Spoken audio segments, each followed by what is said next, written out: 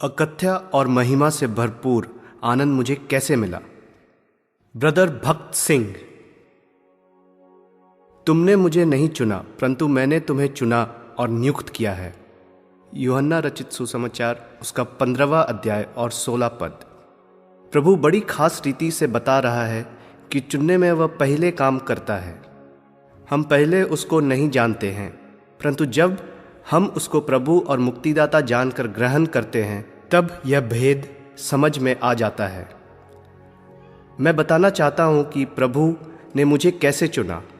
मैं मसीह के सुसमाचार का बड़ा विरोधी था। यद्यपि मैं पंजाब के एक मिशन स्कूल में 7 साल पढ़ा था, तो भी मैंने मसीह के विषय में जानने का कोई चिंता नहीं की। हम में से बहुत लड़के जो स्कूल में पढ़ते थे मसीहों से घिन करते थे और हम बाइबल सिखाने वालों और पादरियों की बड़ी हंसी उड़ाया करते थे। 5 साल तक मैं बोर्डिंग में था। हिंदू और मुसलमान एक तरफ रहा करते थे और ईसाई दूसरी तरफ। 5 साल में शायद एक बार भी मैं ईसाइयों की तरफ देखने भी नहीं गया। आपको इससे पता लग जाएगा कि मैं इस धर्म से कितना घिन करता था। मुझे मालूम नहीं कि मैंने उस दिनों में क्या सीखा, पर इतना याद है कि जो ईसाई लड़के मेरे साथ पढ़ते थे उनमें मैं बहुत घिन करता था। बहुत से हम हिंदू लड़कों के दिलों में मुसलमानों के लिए भी बड़ी घिन थी, परंतु उनके साथ हम खेलते और बातचीत खूब करते थे। पर ईसाई लड़कों के साथ हम कभी नहीं मिलते थे। इंटर का इम्तिहान पास करने पर मुझे एक खूबसूरत बाइबल मिली थी, सो मैंने किताब तो फाड़कर फेंक दी, पर चमड़े की जिल्द खूबसूरत होने के कारण रख ली। स्कूल और कॉलेज की पढ़ाई पर भी मैं मसीह की इंजील का दुश्मन रहा। अपने धर्म का मैं बड़ा कट्टर था और अपने सिख मंदिरों में घंटों भजन किया करता था। आपको मालूम होगा कि सिख लोग समाज सेवा में मशहूर है और उसमें बहुत काम करते हैं, परंतु मुझे ऐसे कार्यों में कोई खास खुशी नहीं हुई। स्कूल में जब पढ़ता था तो मैंने कई बार एक ही स्वप्न देखा कि मैं एक ऊंची चिकनी पहाड़ी पर चढ़ रहा हूँ जिस पर कठिनता से मैं चढ़ सका। चोटी पर पहुंचकर मैं देखता था कि किसी ने आकर मुझे ढकेल दिया। गिरने से नुकीली चट्टानें मेरी पसलियों में छिद जाती और उससे मुझे बहुत दर्द होने लगता और स्वप्न में भी मैं रोने लगता था। पर इसके बाद ही मुझे ऐसा जान पड़ता था कि मैं रेशम के मोटे मुलायम गद्दे पर आराम से सो रहा हूँ। मोटे मुलायम गद्दों पर सोने से ऐसा स्वर्गीय विचार आ जाता था कि पहाड़ पर से गिरकर चोट खाना अच्छा ही था, जिसमें ऐसा आराम और सुख पीछे मिला। जब मैं 9-10 वर्ष का था तब 2 वर्ष तक एक स्वप्न मुझे बार बार आया और 6 वर्ष पर यह स्वप्न फिर आया और एक शब्द ने कहा, यही तेरी गवाही है। बहुत स्कूल के लड़कों के समान मेरे भी बड़े बड़े इरादे और मंसूबे थे। कई तो बहुत ही ऊंचे और कई कमीने, कई तो आदर योग्य पर कई बहुत ही तुच्छ थे। मैं बड़ी दीनता से कह सकता हूँ कि जो मेरे इरादे मंसूबे थे उन सबको मैं पूरा कर चुका हूँ। कहना तो भारी जान पड़ता है, पर एक भी ऐसा इरादा नहीं है जो मैंने पूरा ना किया हो। मेरे इन इरादों का पूरा करना फिसलने वाले पहाड़ पर चढ़ना है। हर बार जब मैं अपनी इच्छाओं को पूरा करने में सफल हुआ, मैं निराश हुआ और मुझे धोखा हुआ। निराश होना और धोखा खाना पहाड़ पर से गिरने के समान है। परंतु वह दिन भी आया जब मुझे ऐसा आनंद हुआ मानो मैं मुलायम रेशम के गद्दे पर सो रहा हूँ। और यह वही दिन था जब प्रभु यीशु की आत्मा और जीवन मेरे जीवन में आया। मेरे पहले इरादे यह थे कि मैं इंग्लिस्तान जाऊं, संसार की सैर करूं, ऊंची शिक्षा पाकर सब प्रकार के लोगों से मित्रता करूं और अपने धर्म का कट्टर रहूं। मेरी यह भी इच्छा थी कि मैं अच्छे कपड़े पहनूं और बढ़िया होटल में खाना खाऊं। छोटे उम्र में मैं इनको पूरा नहीं कर सका, पर बाद में वे सब मुझे मिल गई और मैं उन सब से छक गया। मेरे पिता राज़ी नहीं थे कि मैं इंग्लिस्तान जाऊं। उन्होंने कहा कि चाहे जितना रुपया चाहो ले लो, पर कोई दुकानदारी करो, रोज़गार करो। उनकी इच्छा थी कि मैं काम काज में उनकी मदद करूं। उन्होंने उनकी एक नई मिल खोली थी और कहा कि बड़े लड़के होकर मुझे आशा है कि मेरी सहायता करोगे। पर मुझे तो इंग्लिस्तान जाने की इच्छा थी। बीए की परीक्षा देने के बाद मैं बहुत उदास हो गया, क्योंकि मेरे पिता मुझे इंग्लिस्तान भेजना नहीं चाहते थे और मैं गए बिना रहता नहीं। हम 6 भाई थे और मेरी माँ सब बच्चों से बहुत अधिक प्यार करती थी। सो उसने कहा, मैं तुम्हें इंग्लिस्तान जाने में मदद करूँगी, पर वायदा करो कि तुम अपना मज़हब ना बदलोगे। मैंने सुना है कि जो लड़के इंग्लिस्तान जाते हैं सो अपना धर्म बदल देते हैं। मैंने अपनी माँ से कहा, क्या तुम्हें सचमुच यकीन है कि मैं अपना धर्म बदल दूंगा? उस समय मैं अपने सिख धर्म का बड़ा घमंड करता था। जब मैंने अपनी ईमानदारी और पक्के रहने का निश्चय माँ को दिलाया, तब माँ ने बाप को राज़ी कर लिया कि मुझे जाने देवे। मेरा बाप दुकानदार आदमी है, सो उसे तो रुपयों के खर्च की फिक्र थी। मेरी माँ बड़ी धर्मी है, सो उसे धर्म की फिक्र थी। मेरे बाप ने कहा कि वह कोशिश करके जितना रुपया चाहे भेजेंगे, पर मुझे बड़ी तंगी से गुजर चलाने को कहा। सितंबर 1926 में मैं इंग्लिस्तान पहुंचा और लंदन के इंजीनियरिंग कॉलेज में भर्ती हो गया। पहुंचकर मैंने पता लगाया और मालूम हुआ कि कोई भी 70 रुपये माहवार में बड़ी आसानी से गुजर कर सकता है। सो मैंने अपने मित्र से कहा, मुझे 300 रुपये माहवार के लिए क्यों लिखा? मैं अपने बाप को लिखूंगा कि मुझे 70 रुपये से अधिक ना भेजना। मेरे मित्र ने कहा, जल्दी ना करो, कुछ महीने ठहर कर देखो, तब सब पता लग जाएगा। मैंने उसकी सलाह मान ली और झूठा हिसाब अपने पिता को भेजने लगा कि मैंने 295 रुपये इस महीने में खर्च किए हैं, चाहे मैंने 70 ही खर्च किए हो। सो 7 महीने तक मैं 200 रुपये माहवार बचाता रहा और मेरे बैंक में 1600 रुपये जमा हो गए थे। इंग्लिस्तान में पहले 3 महीने में मैं अपना धर्म में पक्का रहा। मैं केश रखाए रहा, क्योंकि सिख लोग बदन में किसी भाग के बाल कभी नहीं कटवाते हैं। अब मुझे लंबे बाल रखने में विश्वास हट गया, पर कटवाने की हिम्मत नहीं पड़ती थी, इसलिए 6 महीने तक मैं रखे रहा। मुझे यह डर था कि दाढ़ी मुड़वाने पर मेरे मित्र लोग क्या कहेंगे। मैंने अपने मित्र से कहा कि मैं धीरे धीरे कटवा डालूंगा, थोड़ी आज, थोड़ी कल और थोड़ी महीने भर में सब कटवा डालूंगा। मैंने सोचा कि ऐसा करने से मुझे कोई अड़चन ना पड़ेगी, पर मेरे मित्र ने एक तरफ की दाढ़ी बिल्कुल साफ कर दी और दूसरी तरफ की छोड़ दी। सो मैंने कहा कि अब उसे भी साफ कर दो। बिल्कुल साफ करवाने के बाद मैं नास्तिक बन गया, एक ऐसे विचार वाला बन गया जैसे आजकल कहते, खुले और फैले विचार करने वाले। मैंने कहा मैं पूरा यूरोप का रहने वाला बन जाऊंगा। फिर मैं सिगरेट पीने लगा। यद्यपि सिख होकर मैंने पहले कभी तंबाकू छुई नहीं थी। मैं महंगी सिगरेट मोल लेकर पीने लगा।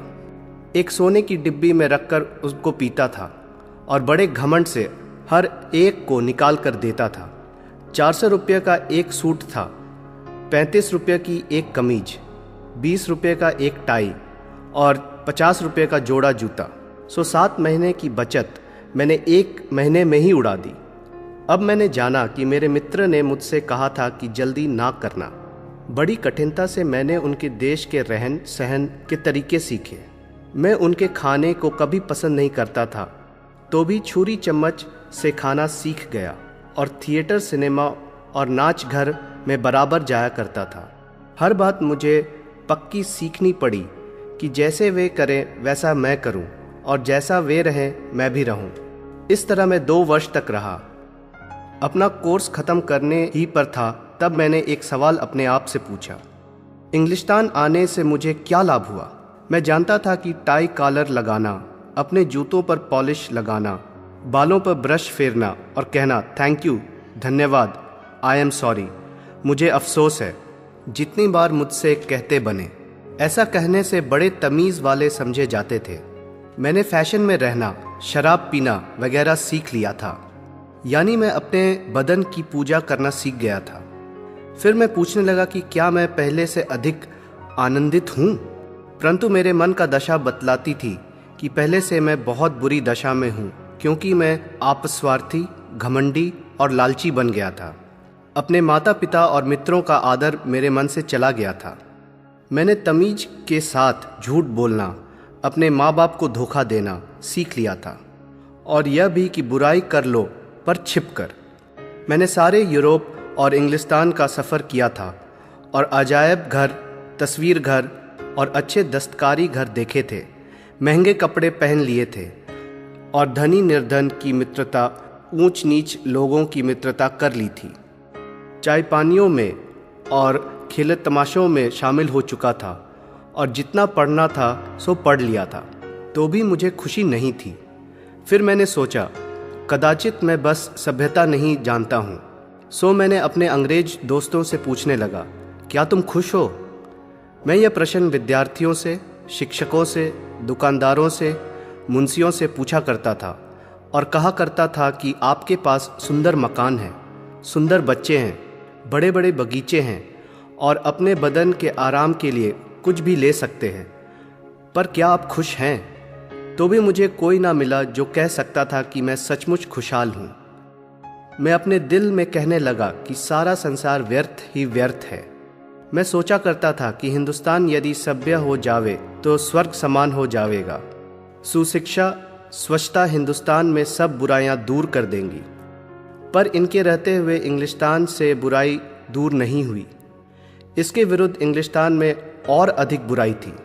अब मुझे निश्चय हुआ कि सभ्यता और विद्या इस प्रकार को दूर नहीं कर सकती है।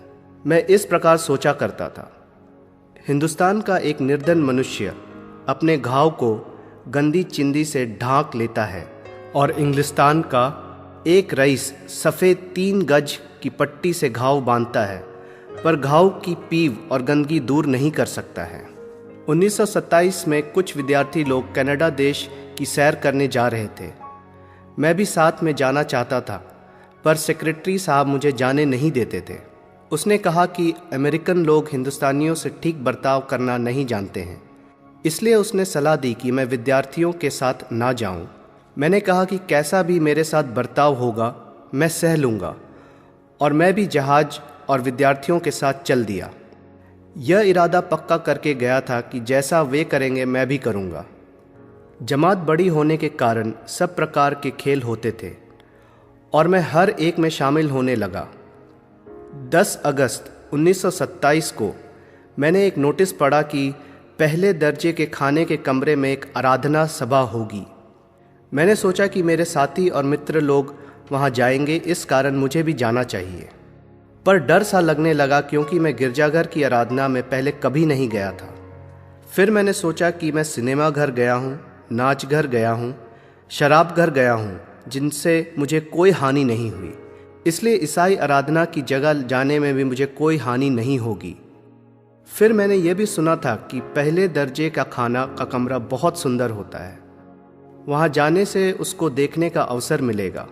इस प्रकार से अपने को निश्चय दिलाकर मैं एक पीछे की कुर्सी पर बैठ गया। जब वे गीत गाने को उठे मैं भी खड़ा हो गया। जब वह बैठे तब मैं भी बैठ गया। जब उपदेशक खड़ा हुआ उपदेश देने के लिए तब मैं सो गया, क्योंकि मैं सुनना नहीं चाहता था। उपदेश के बाद सब प्रार्थना के लिए झुके और मैं अकेला बैठा रहा। मैंने कहा, यह लोग धर्म को जानते भी नहीं हैं। इन लोगों ने मेरे देश को लूट लिया है और मैंने इन्हें खाते और शराब पीते देखा है। वे जानते ही क्या हैं? मेरा मज़हब सबसे अच्छा है। मेरे देश के घमंड, विद्या के घमंड और धर्म के घमंड ने मुझे झुकने से रोका और मैं बाहर निकलना चाहता था।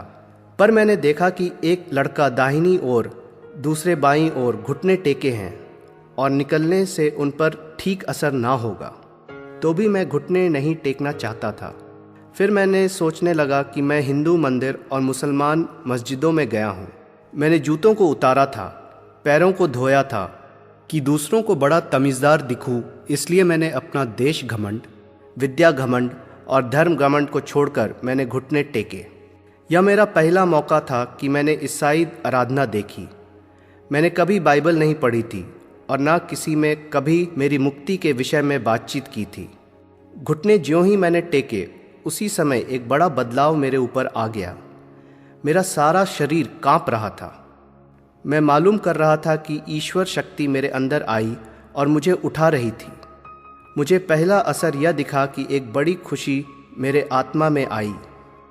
दूसरा असर यह कि मैं यीशु का नाम ले रहा था। मैं कह रहा था, प्रभु यीशु धन्य हो। यीशु का नाम मेरे लिए बड़ा मीठा हो गया। पहले मैं उसी नाम से घिन करता था और बातचीत व बहस में उसकी निंदा करता था। एक और असर यह दिखा कि मैं अपने को उनके साथ एक समझने लगा। लंदन में जब तक मैं था, मैंने कभी उनको अपने बराबर ना समझा था। कभी मैं उनसे बड़ा या कभी उनसे छोटा था। जब मैं उनसे बात करता था तब मैं उनसे बड़ा था। मैं कहता था कि पुराने देश का रहने वाला हूँ, पुरानी सभ्यता मेरे पास है।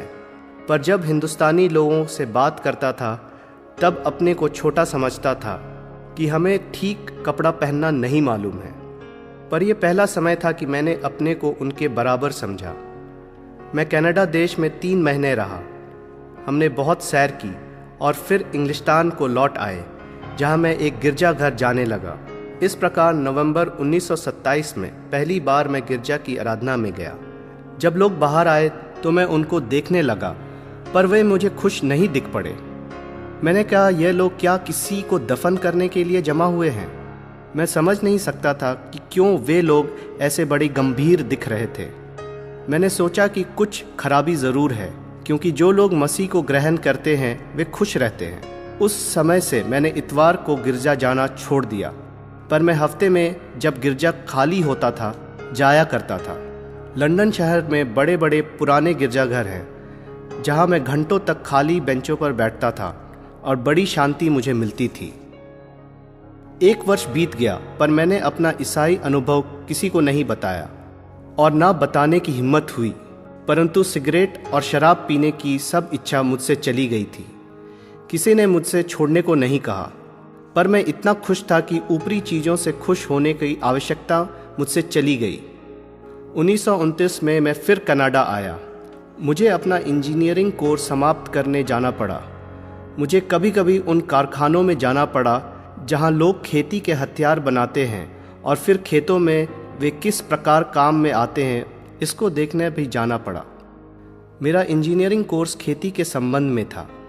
दिसंबर महीने में मैं विनिपेग शहर में गया और 17 तारीख को मैंने एक मित्र से कहा, क्या तुम मुझे एक बाइबल पढ़ने के लिए दे सकते हो? उसने आश्चर्य से देखकर कहा, तुम एक हिंदुस्तानी और हिंदू होकर बाइबल पढ़ना चाहते हो? मैंने सुना है कि हिंदू लोग बाइबल को नहीं पढ़ना चाहते हैं। मैंने कहा, आप सच कहते हैं। इन्हीं हाथों ने बाइबल को फाड़ा है, इन्हीं होठों ने उसकी निंदा की है। पर 17 महीने से मुझे प्रभु यीशु के लिए बड़ा प्रेम है। मैं उसके नाम ही से बड़ा प्यार करता हूँ, क्योंकि वह मुझे इतना मीठा लगता है। परंतु अब तक मैं उसके जीवन व शिक्षा के विषय में कुछ नहीं जानता हूँ। उसने जेब में हाथ डालकर अपने जेब का नया नियम मुझे दे दिया। उस दिन से अब तक वह नया नियम मेरे साथ है। यह मेरी पहली पुस्तक थी। मैं उसे घर लाया और मत्ती के सुसमाचार से पढ़ने लगा और सुबह 3 बजे तक पढ़ता रहा, क्योंकि मेरे मन ईश्वर के वचन में इतना लग गया था। सुबह उठकर मैंने देखा कि जमीन पर बर्फ भरी पड़ी है, सो दिन भर पलंग पर पड़ा रहा और पढ़ता रहा। दूसरे दिन मैं यूहन्ना का सुसमाचार पढ़ रहा था और उसके 3 अध्याय का 3 पद तक पढ़ गया और पहले लकीर तक पहुंचा था। वहां लिखा है, मैं तुझसे सच सच कहता हूँ। इन शब्दों ने मुझे पकड़ लिया। इनको पढ़ने से मेरा दिल धड़कने लगा। मुझे ऐसा जान पड़ा कि कोई मेरे पास खड़े होकर बार बार मुझसे कह रहा है, मैं तुझसे सच सच कहता हूँ।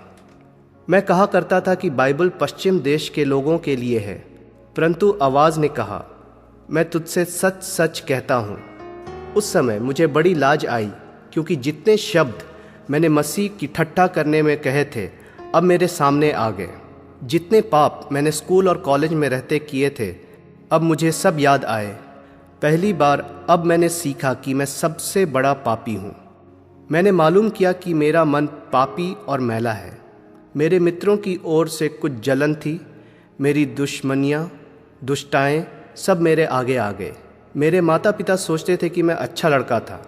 मेरे मित्र मुझे अच्छा कहते थे और संसार मुझे समाज का सभ्य जन समझता था, पर मेरी असली दशा मुझे ही मालूम थी। मेरे आंखों में आंसू जारी थे और मैं कह रहा था, हे ईश्वर मुझे क्षमा कर, सचमुच मैं बड़ा पापी हूँ। थोड़ी ही देर तक यह मैं सोचता रहा, मेरे जैसे पापी के लिए कोई आशा नहीं है। जब मैं रो रहा था तब एक आवाज़ ने मुझसे फिर कहा, यह मेरा देह तुम्हारे लिए तोड़ा गया है, यह मेरा लहू तुम्हारे पापों के लिए बहाया गया है। इस प्रकार मुझे इतना मालूम हो गया कि मसीह का लहू मेरे पापों को धो सकता है। मुझे नहीं मालूम कि यह कैसे होता है, पर इतना जान गया कि केवल मसीह का लहू मुझे धो सकता है, मेरी मुक्ति कर सकता है। मैं समझ नहीं सकता था, पर मेरी आत्मा में बड़ी शांति और आनंद था। मुझे निश्चय हो गया कि मेरे सब पाप दूर हो गए। मुझे मालूम हो गया कि प्रभु यीशु मेरे मन में राज्य कर रहा है। मैं उसकी स्तुति करता रहा। 2 दिन बाद जब उसी मित्र ने आकर मुझसे कहा, बड़े दिन का समय है और हम लोग अपने मित्रों को इनाम दिया करते हैं। मैंने कहा, मुझे कोई इनाम ना दीजिए, क्योंकि इनाम लौटाने के लिए मेरे पास पैसा नहीं है। पर उसने बड़ा जोर दिया, सो मैंने कहा, अच्छा तुम देना ही चाहते हो तो तुम मुझे बाइबल देना, क्योंकि अब तक मेरे पास एक नया नियम ही है।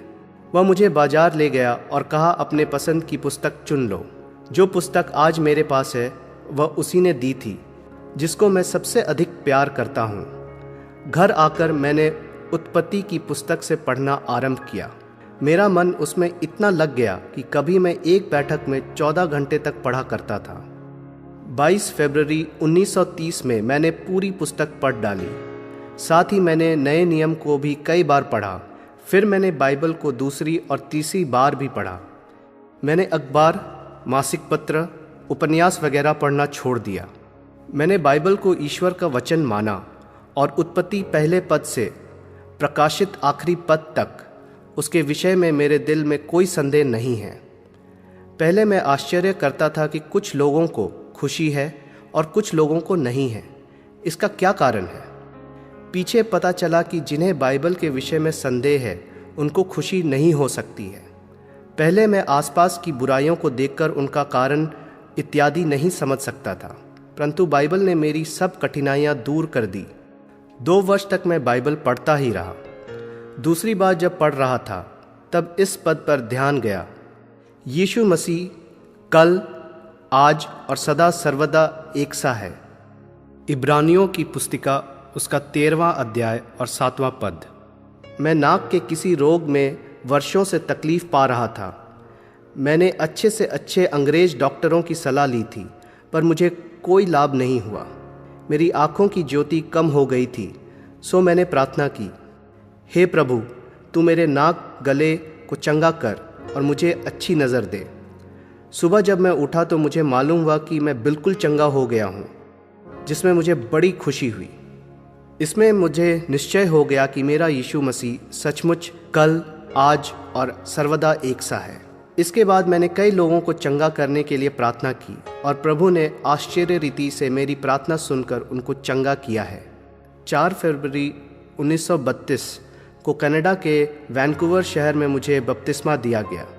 उस समय मैं जगह जगह जाकर मनादी गवाही देने लगा। अप्रैल 1932 के पहले हफ्ते में मुझे कहा गया कि मैं हिंदुस्तान के विषय में कुछ बोलूं। मीटिंग के बाद वे मुझसे प्रश्न पूछते रहे, तुम हिंदुस्तान के मिशनरी काम के विषय में क्या सोचते हो? मैं बुरी तरह काट छाट करने लगा। मैं घर आकर प्रार्थना के लिए झुका, पर मैं प्रार्थना नहीं कर सका। परंतु एक आवाज़ मुझसे कह रही थी, मेरे काम में दखल देने वाले तुम कौन हो? तुम चाहते हो कि दूसरे लोग कष्ट भोगे, पर खुद हिंदुस्तान में इंजीनियर बनकर जाना चाहते हो और आराम का जीवन बिताना चाहते हो। इन शब्दों ने मेरे मन को तलवार के समान छेद दिया। सच बात थी, मेरे इतने इरादे बन रहे थे कि मैं हिंदुस्तान आकर ऐसा इंजीनियर बनूंगा। मैंने कहा कि मैं अपना सब रुपया प्रभु के काम के लिए दे दूंगा, पर प्रभु ने कहा, मैं तेरे रुपया नहीं, तुझ ही को चाहता हूँ। उस सुबह मैंने घुटने टेक कर क्षमा मांगी और कहा, हे प्रभु, मुझको ग्रहण कर। मैं कहीं भी जाने को तैयार हूँ, हिंदुस्तान, चीन, अफ्रीका। मैं तेरे लिए सब कुछ देने के लिए तैयार हूँ। मित्र व कुटुंबी, धन, सब कुछ देने को तैयार हूँ। प्रभु ने कहा, तुझे विश्वास ही से जीना पड़ेगा। तुम किसी से कुछ नहीं मांगोगे, ना मित्रों से, ना रिश्तेदारों से। एक प्याला चाय भी किसी से ना मांगना होगा। ना अपने को किसी खास मिशन से जोड़कर रहना। अपने लिए कोई उपाय ना करना।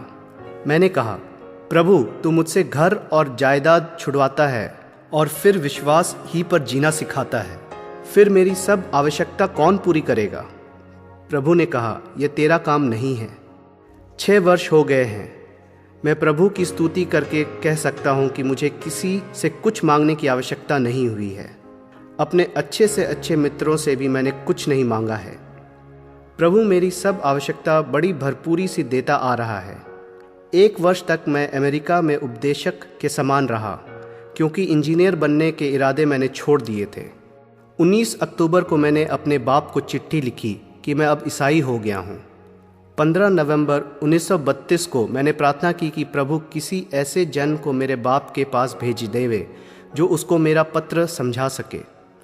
मैंने वह चिट्ठी बड़ी लंबी लिखी थी और बाइबल से बहुत पद उत्पत्ति से प्रकाशित वाक्य तक दिए थे। उसी दिन मेरा पिता मेरे गांव में रहने वाले एक अमेरिकन मिशनरी के पास गया। 21 नवंबर को जब उन्हें मेरा पत्र मिला तो वह किसी मिशनरी के पास फिर गए जिससे पहचान कर ली थी और उससे कहा, मुझे एक पत्र मिला है जिसमें बाइबल के बहुत से पद हैं, क्या आप मुझे समझा सकते हैं? मिशनरी साहब ने एक पुस्तक उन्हें उर्दू में दी और पदों को निकालना समझा दिया। सब पदों को देखने के बाद उसको निश्चय हो गया कि मेरा बदलाव मेरी सच्ची राय के अनुसार है। उन्होंने मुझे लिखा कि उनको कोई एतराज़ नहीं है और उनको यह खुशी थी कि मैं अपने ईमान में खुश था। अप्रैल 1933 को मैं बम्बई आया। 7 साल के बाद मेरे बाप मुझसे मिलने आए। जब मैं जहाज़ से उतरा तो मेरे बाप ने मुझसे पहली बात यह कही, तुम्हारी माँ और मैं तुम्हारे ईसाई होने का हाल जानते हैं। अब मेहरबानी करके घर की इज्जत रखने के लिए अपने को सिख कहना और छिपकर ईसाई बने रहना। बाइबल पढ़ना, गिरजे जाना, पर किसी से ना कहना कि मैं ईसाई हूँ। मैंने कहा, क्या मैं बिना सांस के जी सकता हूँ? जब मसीह मेरा जीवन है तो उसके बिना मैं कैसे रह सकता हूँ? मैंने बताया कि मैंने अपना पूरा जीवन उसको दे दिया है। उन्होंने पूछा, क्या तुम मिशनरी बनोगे? क्या तुम पादरी बनोगे? मैंने कहा, नहीं।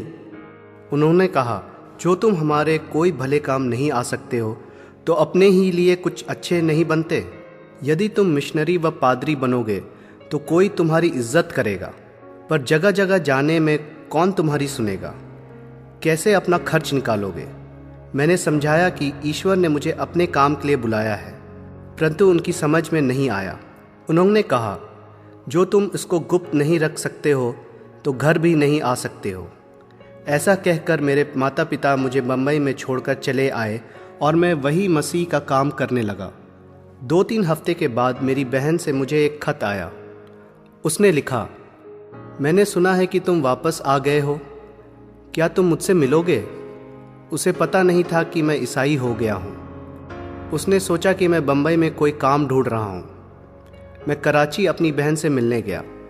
जब मेरी बहन ने मुझे बाजार में मनादी करते और गिरजा जाते देखा तो मेरे पिता को लिख भेजा, हाल बहुत ख़राब है, जल्दी आओ। मेरे पिता शीघ्र ही कराची आए। उसी शाम को सब घर जमा हुआ, मेरी बहन, बहनोई, मेरे भाई और पिता। मेरी बहन क्रोध में आकर मुझसे खूब बकने लगी, ऐसे ऊंचे कुल के होकर ऐसा अच्छा धर्म छोड़कर नीच बन गए हो। मैंने कहा, मैं तो नीच से भी खराब हूँ, क्योंकि तुम मेरे दिल की हालत देख नहीं सकती। प्रभु यीशु ने मुझसे कहा है कि मैं सबसे बड़ा पापी हूँ। जब मैंने ऐसा कहा तो बहन और नाराज़ हो गई और प्रभु के विरुद्ध बहुत कुछ कहने लगी। मेरे पिता ने मुझे उर्दू बाइबल मंगाई, सो मैंने उन्हें दे दी। वे नए नियम से कहीं कहीं पढ़ने लगे। मेरी बहन ने कहा कि हमने आपको डांटने को बुलाया है और आप उल्टा मसीह का प्रचार कर रहे हैं। मेरे पिता ने कहा कि तुम प्रभु यीशु के विरुद्ध कुछ नहीं कह सकती हो, क्योंकि तुम उसे जानती नहीं हो। अपने भाई के विरुद्ध कुछ भी कहो, पर प्रभु के विरुद्ध कुछ भी नहीं कह सकती हो। उनको बड़ा आश्चर्य हुआ और हमारी बैठक एकाएक समाप्त हो गई थी। दूसरे दिन मेरे पिता भी गिरजा की आराधना में आए। मीटिंग के बाद हम दोनों वापस आ रहे थे कि हमें एक सिख मिला जिसको मसीह के पास लाने के लिए मेरा सौभाग्य हुआ था। उसने अपना अनुभव मेरे पिता को बताया। मेरे पिता ने बताया कि मुझे बम्बई छोड़कर आने पर उन्हें बड़ी बेचैनी हुई। जिसको पूछने के लिए वह साधु सन्यासी लोगों के पास गए कि शांति कैसे पावे। पर उन सबों ने कहा कि यह बात तो कठिन है। सो एक दिन मेरे पिता लाहौर के एक गिरजे के पास से जा रहे थे। आराधना आरंभ होने ही वाली थी, इसलिए बिना हिचकिचाहट वे भीतर चला गया और पीछे के बेंच पर बैठ गया। आराधना आरंभ होने पर उसने एक बड़ी ज्योति देखी और रोकर कहा, प्रभु तू मेरा भी प्रभु और मुक्तिदाता है। उसके बाद ही उनके मन में बड़ी शांति आई। कराची छोड़ने से पहले पिता ने मुझसे कहा, चाहे जब चाहो घर आ सकते हो। सो मैं घर गया। मेरे सब मित्र और रिश्तेदार मुझसे मिलने के लिए आए। सुबह से शाम तक वे मुझे डांटते रहे। हर एक आदमी और औरत के पास कुछ ना कुछ डांटने कहने की बात थी, तो भी मैं खामोश रहा। पीछे मेरे पिता ने कहा, तुम गिरजे में अपनी गवाही क्यों नहीं देते? परंतु हिंदुस्तानी पादरी मुझे मौका नहीं देता था। उसने कहा, गांव में तुम्हारी इतने मित्र और रिश्तेदार हैं, तो गवाही देने में गड़बड़ी होने का डर है। मैंने कहा, मैं सब कुछ के लिए तैयार हूँ। इसलिए नए गिरजाघर में मीटिंग शुरू हुई और बहुत लोग आए। बाहर और भीतर बिल्कुल जगह नहीं थी। मैंने वही गवाही यहाँ भी दी।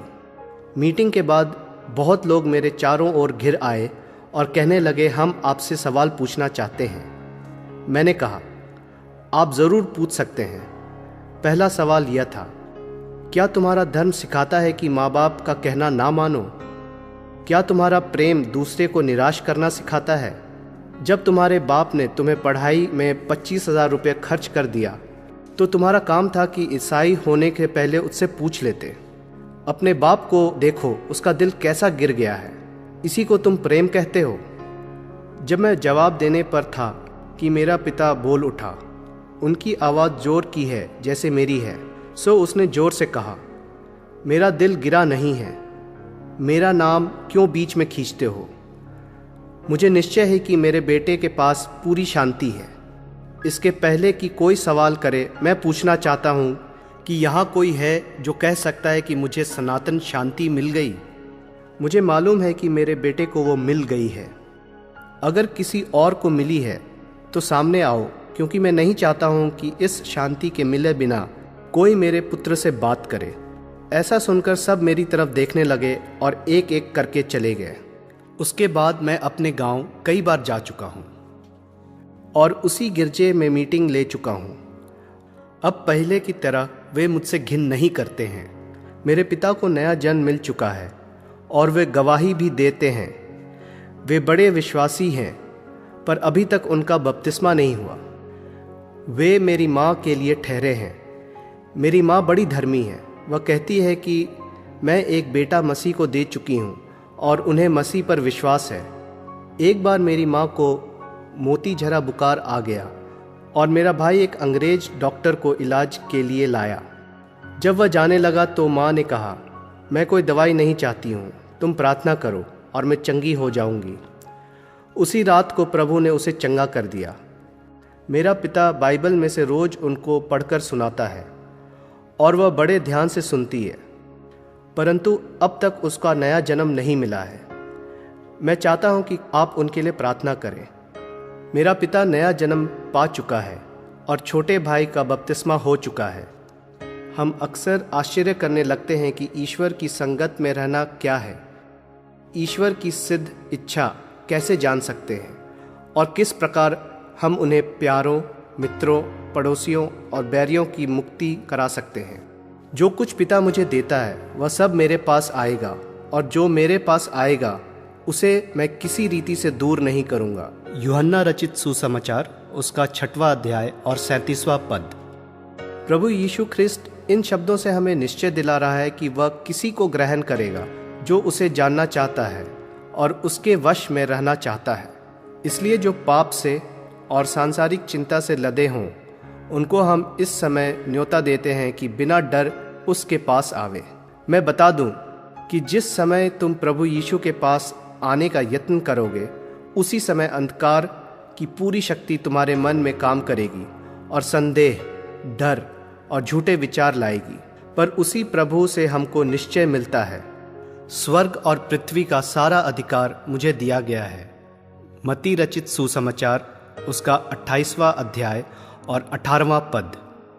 यिर्मयाह का 29वां अध्याय और 13वां पद में लिखा है, और तुम मुझे ढूंढोगे और पाओगे जब अपने सारे मन से मेरी खोज करोगे। फिर प्रभु कहता है, मैं तुमसे सच कहता हूँ, जो मुझ पर विश्वास करता है उसे अनंत जीवन मिलता है। यूहन्ना रचित सुसमाचार उसका 6वां अध्याय और 47वां पद। तुम्हारा काम है कि घुटने टेक कर उस पर विश्वास करो, और उसका काम है कि तुम्हें अनंत जीवन देवे, जो सेत में सबको मिलता है, क्योंकि अनुग्रह से विश्वास के द्वारा तुम्हारा उद्धार हुआ है। यह तुम्हारी ओर से नहीं है, ये ईश्वर का दान है। इफनियों की पुस्तिका उसका 2 अध्याय और 8वां पद। इसलिए मेरे मित्र, जो इस पुस्तक को पढ़ते हो, यदि तुम आत्मा के द्वारा पाप और उसके स्वभाव के कायल हो, तो बरी के दिए हुए संदेह और डर से मत घबराओ। अपने से यीशु मसीह को ग्रहण करो, और वह तुम में महिमा की आशा के समान आवेगा, जिन पर परमेश्वर ने प्रकट करना चाहा कि अन्य जातियों में उस भेद की महिमा का मूल्य क्या है, और वह यह है कि मसीह जो महिमा की आशा है तुम में रहता है।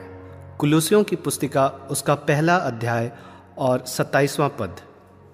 यीशु मसीह को हमारे मन में आना और रहना, यह अनुभव नया जन्म कहलाता है। यह आसान अनुभव है जिससे हम जीवते मसीह को अपने मन में प्रभु करके लेते हैं। जैसे वह कहता है, देख, मैं द्वार पर खड़ा हुआ खटखटाता हूँ। यदि कोई मेरा शब्द सुने और द्वार खोले, तो मैं भीतर आकर उसके साथ भोजन करूँगा और वह मेरे साथ। प्रकाशित वाक्य उसका 3 अध्याय और 20वां पद। प्रभु यीशु जबरन हमारे दिल में नहीं आवेगा। यदि तुम उसका शब्द सुनो तो अपना मन कठोर ना करो। जब तुम इस किताब को पढ़ रहे हो, तभी मुक्ति का समय है, क्योंकि वह कहता है, अपनी प्रसन्नता के समय में मैंने तेरी सुन ली, और उद्धार करने के दिन मैंने तेरी सहायता की। देखो, अभी वह प्रसन्नता का समय है, देखो, अभी वह उद्धार का दिन है। कुरिन्थियों की दूसरी पुस्तिका उसका 6वां अध्याय और 2वां पद। यदि अभी तुम उसका शब्द ना सुनोगे, तो तुम्हारा मन और कठोर होता जाएगा, और जिस ज्योति को तुमने हटाया है फिर अंधकार बन जाएगी। ईश्वर की आत्मा मनुष्य के साथ झगड़ती ना रहेगी, और ईश्वर ने कहा कि मेरा आत्मा मनुष्य के साथ सदा झगड़ता ना रहेगा। उत्पत्ति की पुस्तिका उसका 6वां अध्याय और 3वां पद। ईश्वर का आत्मा तुम्हारे साथ झगड़ता सा रहा है, तुम्हारे पाप और गंदगी तुम्हारे सामने लाया है। और याद रखो कि तुम्हारे पापों से एक दिन तुम्हारी हड्डियां सड़ेंगी, और जिन पापों को तुम सभ्यता, विद्या, रीति, दस्तूर, मुस्कुराहट और अच्छे शब्दों से ढांप रहे हो, सो एक दिन निकल पड़ेगा। क्योंकि कोई बात ढकी नहीं है जो खोली ना जावेगी, ना कुछ छिपी है जो प्रकट ना होगी। लूका की पुस्तिका उसका 12वां अध्याय और 2वां पद। संसार भर में सभी समयों से लोग अपने पाप ढकने का यत्न करते आए हैं। चाहे कोई कोढ़ी आराम से अपनी बीमारी छिपाने की कोशिश करेगा, पर एक दिन वह हाथ पैर की उंगलियों और शरीर के दूसरे भाग में निकल पड़ेगी। उसी प्रकार हमारे पाप ईश्वर को खोजनेहारी आंखों के सामने देख पड़ेंगे। मैं विनती करता हूँ कि घुटने टेक कर प्रभु से यह विनती करो, हे ईश्वर, मुझे जांच और मेरे मन को जान ले, मेरे विचारों को परख कर जान ले, और देख कि मुझ में कोई बुराई तो नहीं है, और अनंत मार्ग में मेरी अगुवाई कर। भजन संहिता 139वां अध्याय उसका 23 और 24 पद। जब तुम घुटने टेक कर इन शब्दों को कहोगे और अपने घमंड को तोड़ने और पापों को उसके बहुमूल्य लहू में धुल जाने दोगे, तो पवित्र आत्मा तुम्हारे बचपन तक के पाप तुमको बताएगा।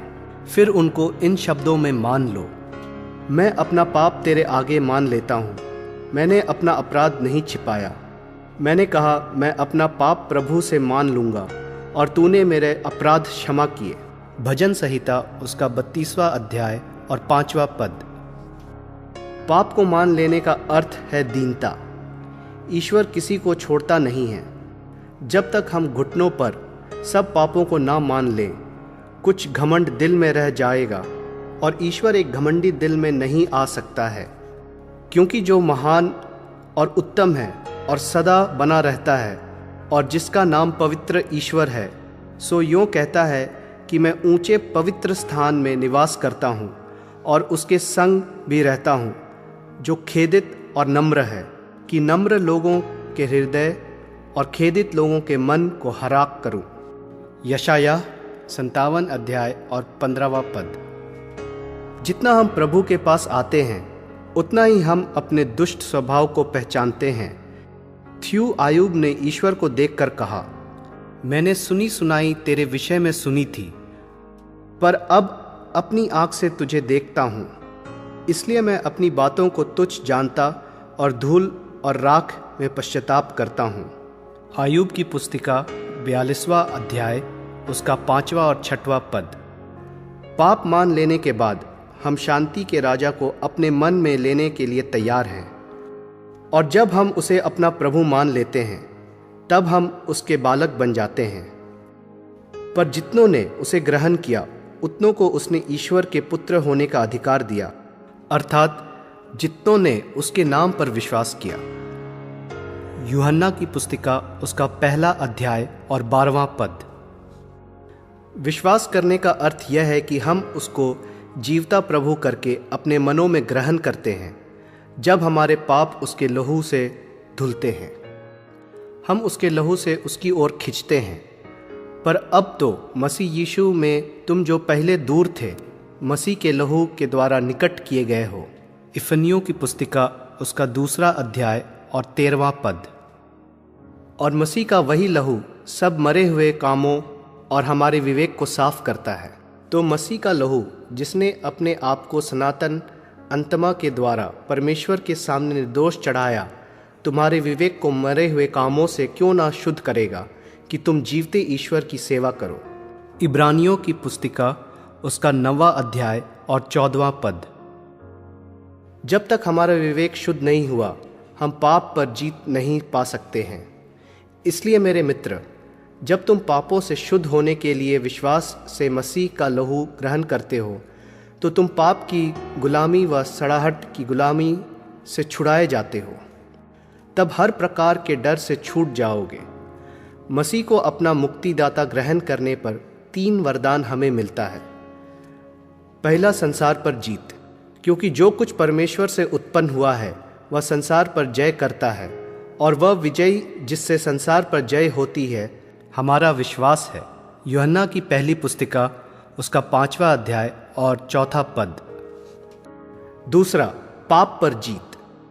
हम जानते हैं कि जो परमेश्वर से उत्पन्न हुआ है वह पाप नहीं करता, पर जो परमेश्वर से उत्पन्न हुआ उसे वह बचाए रखता है और वह दुष्ट उसे छूने नहीं पाता।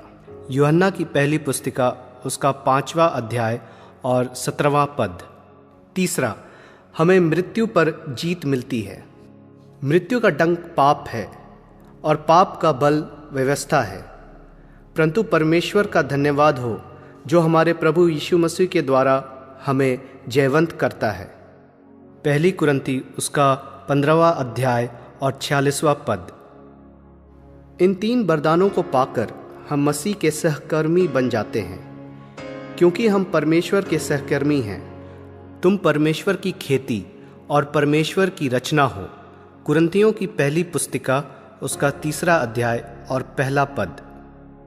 उसके सहकर्मी बनकर हम उसके साथ बैठाए जाते हैं और हमको उसके साथ उठाया और स्वर्गीय स्थानों में मसीह यीशु के संग ही बैठाया।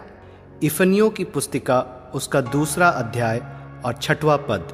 जो लोग प्रभु यीशु के साथ काम करने वाले बनते हैं, वे ही इसके स्वर्गीय राज्य के और उसकी सब ही बातों के भागी बनते हैं। इसलिए कोई जन मनुष्य पर घमंड ना करे, क्योंकि सब कुछ तुम्हारा है, चाहे पौलुस, चाहे अपुल्लो, चाहे कैफा, चाहे संसार, जीवन चाहे मृत्यु, वर्तमान चाहे भविष्य, सब कुछ तुम्हारा है और तुम ख्रिस्ट के हो और ख्रिस्ट परमेश्वर का है।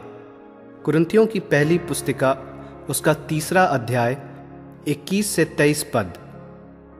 इन सब बातों का निश्चय करते हुए हमारे मनों में पूरी शांति रहती है। मैं तुम्हें शांति दिए जाता हूँ, अपनी शांति तुम्हें दिए जाता हूँ। जैसे संसार देता है वैसे नहीं देता हूँ। तुम्हारा मन ना घबरावे और ना डरे। यूहन्ना रचित सुसमाचार उसका 14वां अध्याय और 27वां पद।